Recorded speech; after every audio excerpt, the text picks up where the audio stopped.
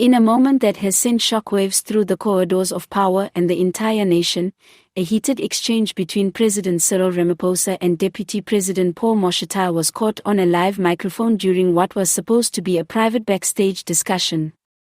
The unexpected clash, laced with tension and accusations, has further exposed the deepening cracks within the ANC's top leadership, and left South Africans both stunned and concerned.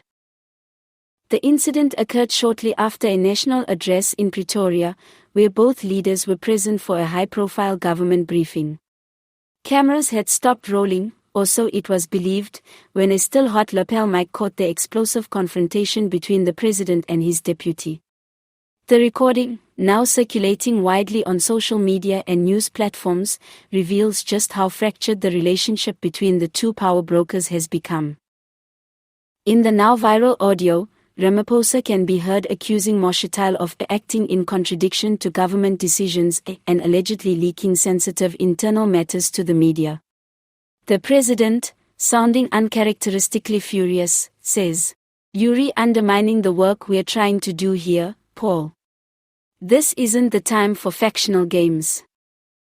Undermining? I've been cleaning up the mess you keep ignoring. You don't own this movement, Mr. President.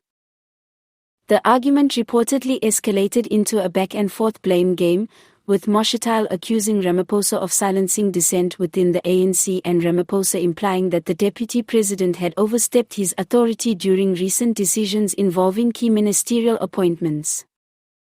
What makes this clash even more telling is its timing, coming just weeks after growing speculation that factions within the ANC are rallying around Mashatile as a potential successor to Ramaphosa amid dwindling public confidence in the president's leadership. While the ANC has attempted to project unity, this incident has peeled back the curtain on the deep-seated rivalries playing out behind closed doors. Political analysts have long warned of an internal power struggle within the ruling party, one that threatens to destabilize an already fragile government. Insiders claim that Mashatile has grown increasingly frustrated with being sidelined on critical decisions and that his allies have been quietly building momentum for a leadership change. At the same time, Ramaphosa is said to be tightening his inner circle, suspicious of loyalty even within his top ranks. This Maikot meltdown has only confirmed what many had suspected: the top two men in South Africa's executive leadership are at odds, and the ramifications could be monumental. The public, already reeling from corruption scandals, power outages, and rising unemployment, has reacted with a mix of anger and disbelief. Many citizens feel betrayed by the apparent dysfunction at the highest levels of power. We thought they were working together for the country. Now it's clear, they're just fighting for power while we suffer. No wonder nothing gets done. The leadership is divided, and we're the ones paying the price. Civil society groups have also weighed in, demanding clarity from the presidency. Opposition parties, particularly the DA and EFF, have seized on the moment, calling it further proof that the ANC is no longer fit to govern. Within hours of the leak, the presidency issued a short, carefully worded statement. The president and deputy president enjoy a constructive working relationship.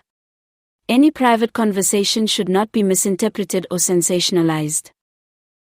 However, no outright denial was issued. In fact, the failure to directly address the content of the exchange has only added fuel to the fire. Calls are growing louder for both leaders to publicly address the situation. With national elections drawing nearer and internal ANC confidence waning, this incident could mark a turning point. Political commentators suggest that the gloves may be off, and that Mashatile may now be openly positioning himself as the alternative to a weakened Ramaphosa. More importantly, the public has now been given a rare and raw glimpse into the chaos behind the carefully crafted facade of leadership unity. The question on everyone's lips: if the president and deputy president can no longer work together, what hope is there for the future of governance in South Africa? Only time will tell whether this explosive moment was a one-off emotional outburst, or the start of a political war that could redefine the ANC and the future of the nation. One thing is certain, the cracks are showing, and South Africa is watching.